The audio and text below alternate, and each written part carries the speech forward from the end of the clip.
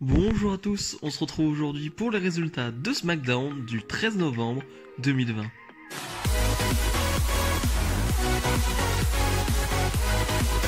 Encore une fois, on ouvre le show avec Roman Reigns, le champion Universal, c'est l'habitude du côté de SmackDown. Qui va parler un peu de tout, qui va parler des Survivor Series, parce que il doit affronter Randy Orton, le second champion, il l'appelle comme ça. Et voilà, il est pas du tout effrayé, il n'a pas du tout peur de lui. Et c'est Drew McIntyre qui va arriver du côté de SmackDown. Ok, je m'y attendais pas du tout pour le coup, je voyais pas pourquoi Drew McIntyre était là. Bon, après tu fais vite le lien parce que Drew McIntyre va dire, ce lundi j'ai un match contre Randy Orton pour le titre de la WWE. Donc tu affronteras pas Randy Orton au Survivor Series, mais tu m'affronteras moi. Et la promo en soi est plutôt cool. Voilà, les deux, c'est très intense, c'est très dans le regard, j'ai envie de dire. Tu vois deux big men qui, voilà, en termes de charisme, c'est du très costaud. Donc vraiment, c'était très très cool. Je trouve ça juste dommage.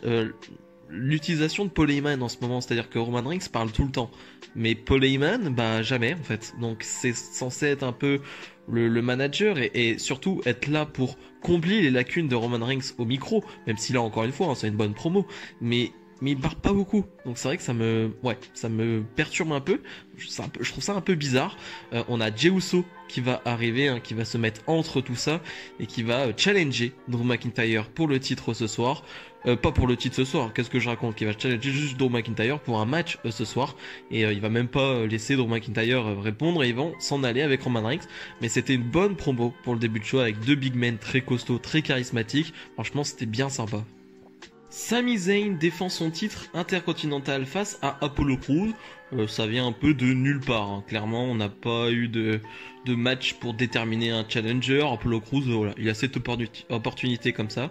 Et on a un match très très court, vraiment. Et je trouve que c'est pas plus mal. J'ai bien aimé, on va dire, comment a été booké le match. On a quoi, 2-3 minutes de combat avec un Sami Zayn qui, encore une fois, va être trop intelligent.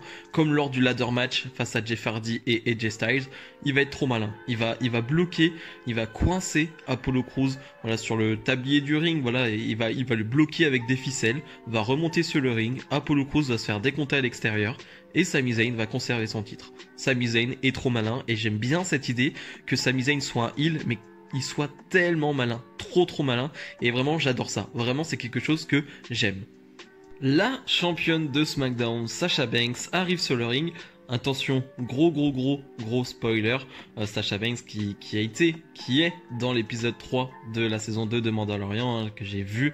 Vraiment, c'est juste génial de voir une catcheuse dans ce type de série qui est mondialement reconnue et voilà, qui est vraiment une réussite. Mais bref. Sasha Banks qui va nous dire tout simplement que les rageux disaient qu'elle pouvait gagner un titre, mais elle n'était pas capable de le conserver. Et c'est ce qu'elle a fait face à Bayley la semaine dernière, qu'elle est au top de la division féminine de SmackDown. Et juste quand elle allait enchaîner en parlant de Carmella, Carmella qui l'a attaqué dans le dos la semaine dernière, musique de Bayley va commencer à venir vers le ring. Donc je me dis ok, mais c'est censé être fini avec Bayley, donc c'est vrai que à ce moment-là je comprends pas trop où ça veut aller. Et finalement Sasha Banks qui va se faire une nouvelle fois attaquer par Carmella qui va faire son super kick et son finish et qui va s'en aller. Donc je sais pas s'il va avoir un lien entre Bayley Carmella ou c'était juste une distraction, je sais pas, je comprends pas trop où ça veut aller. Tout ce qu'on sait c'est qu'on aura Sasha Banks contre Carmella dans les prochaines semaines, ça c'est sûr et certain. Mais l'histoire de Bayley, voilà, on comprend pas trop. Otis face à Dolph Ziggler. Ce match a lieu parce que en backstage, comme d'habitude, quelqu'un a cherché Otis et cette fois-ci c'était Dolph Ziggler. Je crois que c'est quasiment à chaque fois la même chose pour Otis, c'est-à-dire il y a quelqu'un qui cherche en backstage. On se moque de lui, oh là là c'est trop rigolo, il est gros, voilà, trop rigolo, haha, il mange beaucoup, haha, c'est trop drôle. Et voilà, on a ce match qui dure 3 minutes, vraiment rien à dire sur le match, il n'y a rien, il y a des interventions de Robert Roode, mais c'est tout. Otis qui va remporter le match, et c'est tout. Seth Rollins face à Rey Mysterio dans le dernier chapitre de leur rivalité. On nous l'a dit, c'est le dernier match, c'est ce qui va terminer leur histoire et c'est vraiment bien parce que ça tourne en rond depuis quelques semaines, voire peut-être 1 ou 2 mois et cette feud que j'ai adoré à son début, voilà, je commence à être un peu saoulé et surtout qu'ils ont fait un peu n'importe quoi. Mais bref, c'est dans un no holds barred, donc pas de disqualification. Il suffit juste de faire le tomber sur le ring. Et quel match encore d'une quinzaine, vingtaine de minutes. Et il faut le dire, Rey Mysterio, il a 45 ans. Il a 45 ans, Rey Mysterio, et il est capable encore de sortir de super bons matchs de 15-20 minutes. Voilà, le cardio, le physique de cet homme, c'est incroyable, vraiment incroyable, et c'est du pur plaisir tout simplement. Et on va voir plusieurs choses intéressantes sur ce match déjà. De bonnes utilisations des objets autour du ring, des escaliers, bien sûr, les références aux escaliers qui ont fait perdre un œil à Rey Mysterio hein, dans cette feud. Voilà, il y a une petite référence, il y a une bonne utilisation de la table, il y a 2-3 botches, il y en a un qui est rattrapé par Seth Rollins hein, qui va presque tomber avec Rey Mysterio, mais il va le rattraper, et on a un botch du 619 de Rey Mysterio, voilà, alors, pas terrible celui-là, mais bref, on va passer outre, et voilà, je disais, on a quelques truc très intéressant, c'est on a beaucoup d'hommages à Eddie Guerrero. Voilà, ça faisait 15 ans que Eddie Guerrero nous a quitté, et ouais, il y a beaucoup d'hommages, et Rey Mysterio va pas s'en priver, va vraiment lui rendre hommage sur cette séquence finale. Vraiment, c'était un super match. Vraiment, c'est un match que je vous conseille de cette semaine de catch.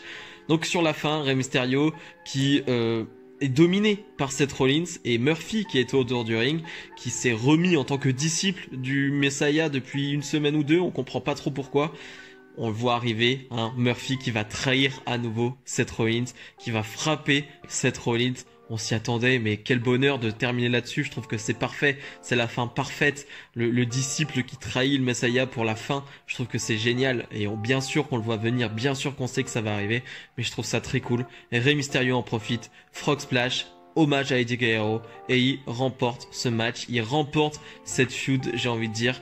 Et ouais, c'était génial, c'était vraiment super. Tout le monde se serre la main après le match, voilà, plus de problème avec Murphy.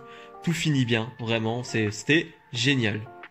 Match à 3 pour déterminer qui sera dans la team SmackDown au Survivor Series. On retrouve Tamina, Liv Morgan et Natalya. Et au dernier moment, on nous dit que ce sera finalement un match à 4. Et c'est Chelsea Green qui arrive et qui participera à ce match. Un match de 5 minutes où... en gros, Tamina et Chelsea Green vont être écartés du ring dès le début. Vraiment, dès le début, ce qui va vraiment nous donner un match de 5 minutes entre Liv Morgan et Natalya. Et encore une fois, Liv Morgan qui n'a pas beaucoup de temps d'antenne, mais elle crève l'écran. Vraiment, Liv Morgan est géniale. Vraiment, je la trouve super, en amélioration à chaque fois. Et pourtant, elle n'a pas été beaucoup à l'écran hein, ces derniers temps, mais voilà, Liv Morgan est géniale.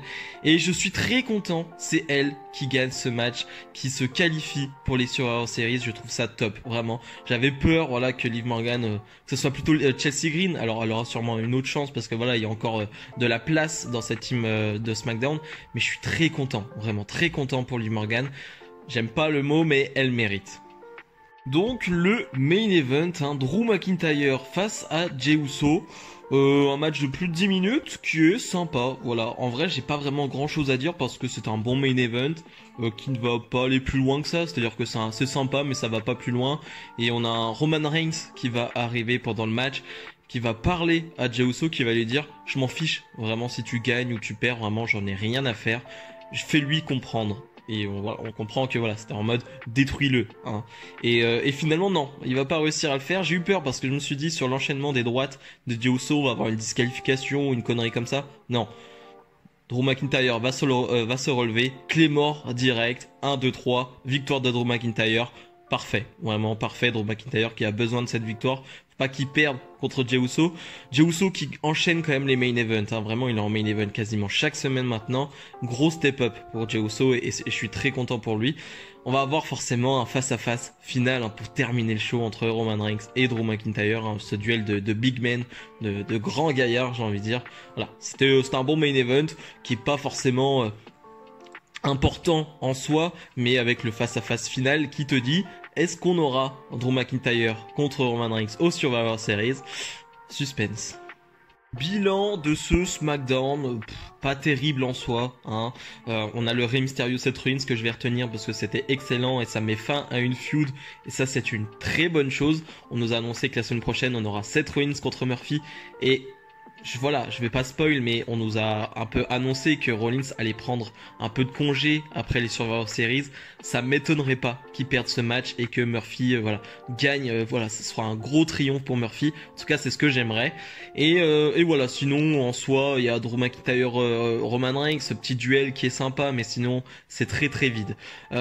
On va pas terminer là-dessus, on va parler forcément un peu du renvoi de Zelina Vega. Alors, je vous invite déjà à lire tous les threads que j'ai retweetés sur Twitter pour mieux comprendre la situation, tous ces trucs avec Twitch, avec le problème de nom, ou leur nom ou pas leur nom, enfin bref, c'est tout un problème de droit et de non-droit. Donc voilà, je vous invite à lire ça et de pas être dans l'hypocrisie. Voilà, j'aimais bien Zelina Vega, la manageuse, vraiment c'est une super manageuse.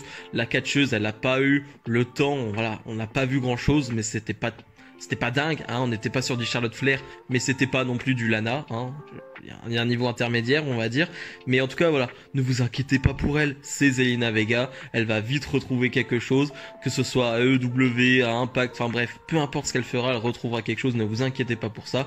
Donc voilà, ne soyez pas dans l'hypocrisie de gueuler parce que Zelina Vega est partie, alors que vous n'étiez pas forcément fan de Zelina Vega auparavant. Mais bref, tout ce qu'on lui souhaite, c'est du bonheur et de trouver quelque chose. Et franchement, pour ça, je ne m'inquiète pas. Si vous avez aimé cette vidéo, comme d'habitude, n'hésitez pas à mettre le petit pouce bleu et à vous abonner. Nous, on se retrouve dès mardi pour la review de Raw. Salut, salut!